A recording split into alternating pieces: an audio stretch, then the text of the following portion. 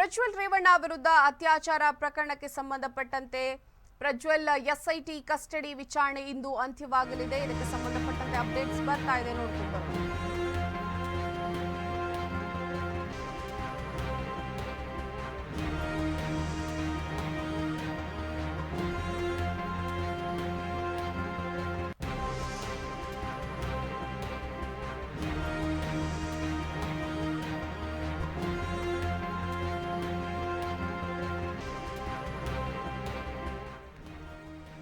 ಪ್ರಜ್ವಲ್ ರೇವಣ್ಣ ವಿರುದ್ಧ ಅತ್ಯಾಚಾರ ಪ್ರಕರಣದ ವಿಚಾರಕ್ಕೆ ಸಂಬಂಧಪಟ್ಟಂತೆ ಪ್ರಜ್ವಲ್ ಎಸ್ಐಟಿ ಕಸ್ಟಡಿ ವಿಚಾರಣೆ ಇಂದು ಅಂತ್ಯವಾಗುವಂತಹ ಸಾಧ್ಯತೆ ಇದೆ. ಎಸ್ಐಟಿಯಿಂದ ಇಂದು ಕೋರ್ಟ್ಗೆ ಪ್ರಜ್ವಲನ್ನ ಹಾಜರುಪಡಿಸುವ ಸಾಧ್ಯತೆ ಇದೆ. ಪ್ರಜ್ವಲ್ ವಿರುದ್ಧದ 3 ಕೇಸುಗಳ ತನಿಖೆಯನ್ನ ಎಸ್ಐಟಿ ನಡೆಸಿದೆ. ಇಷ್ಟು ದಿನಗಳ ಕಾಲ ಏನು ಪ್ರಜ್ವಲ್ ರೇವಣ್ಣ ಅವರೊಂದು ಪೊಲೀಸ್ ಕಸ್ಟಡಿಯಲ್ಲಿ ಇದ್ದರು. ಬೇರೆ ಬೇರೆ ಹಂತಗಳಲ್ಲಿ ಈ ವಿಚಾರಕ್ಕೆ ಸಂಬಂಧಪಟ್ಟಂತೆ ಒಂದು ತನಿಖೆಯನ್ನ ಕೂಡ ಆ ಒಂದು ಸಂದರ್ಭದಲ್ಲಿ ನಡೆಸಲಾಗಿತ್ತು. ಹಾಗೇನೆ ಪ್ರಜ್ವಲ್ ಅವರು 1 ತಿಂಗಳು ನಾಪತ್ತೆಯಾಗಿದ್ರು, ಜರ್ಮನಿಯ ಮ್ಯೂನಿಚ್ನಲ್ಲಿ ಇದ್ರು ಅನ್ನುವಂತಹ ಮಾಹಿತಿ ಅವರಿಗೆ ಲಭ್ಯ ಆಗಿತ್ತು. ತದನಂತರ ಅವರು ವಾಪಸ್ ಆಗ್ತಾರೆ.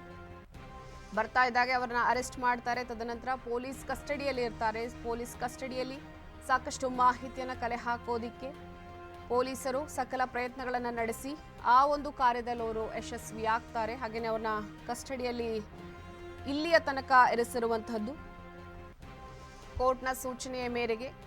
ಹಾಗೆ ಪೊಲೀಸ್ ತಂಡಗಳು ಬೇರೆ ಬೇರೆ ತಂಡಗಳನ್ನ ನಿರ್ಮಿಸಿ ಸಾಕಷ್ಟು ಮಾಹಿತಿಯನ್ನ ಕಲೆ ಹಾಕಿದ್ರು. ಆ ಒಂದು ಲೈಂಗಿಕ ದೌರ್ಜನ್ಯ ಹಾಗೆ ಅಪಹರಣ ಕೇಸ್ಗೆ ಸಂಬಂಧಪಟ್ಟಂತೆ ಪ್ರಜ್ವಲ್ ರೇವಣ್ಣ ಅವರನ್ನ ಬಂಧನ ಮಾಡಲಾಗಿದೆ. ಪ್ರಜ್ವಲ್ ರೇವಣ್ಣ ವಿರುದ್ಧ ಅತ್ಯಾಚಾರ ಪ್ರಕರಣ ದಾಖಲಾದ ಹಿನ್ನೆಲೆಯಲ್ಲಿ ಪ್ರಜ್ವಲ್ ಎಸ್ಐಟಿ ಕಸ್ಟಡಿ ವಿಚಾರಣೆ ಇಂದು ಅಂತ್ಯ ಆಗುವ ಸಾಧ್ಯತೆ ಬಹಳ ದಟ್ಟವಾಗಿ ಕಂಡು ಬರ್ತಾ ಇದೆ. ಎಸ್ಐಟಿಯಿಂದ ಇಂದು ಕೋರ್ಟ್ಗೆ ಪ್ರಜ್ವಲನ್ನ ಹಾಜರುಪಡಿಸುವ ಸಾಧ್ಯತೆ, ಅಂದ್ರೆ ನ್ಯಾಯಾಧೀಶರ ಮುಂದೆ ಹಾಜರುಪಡಿಸುವ ಸಾಧ್ಯತೆ ಇದೆ.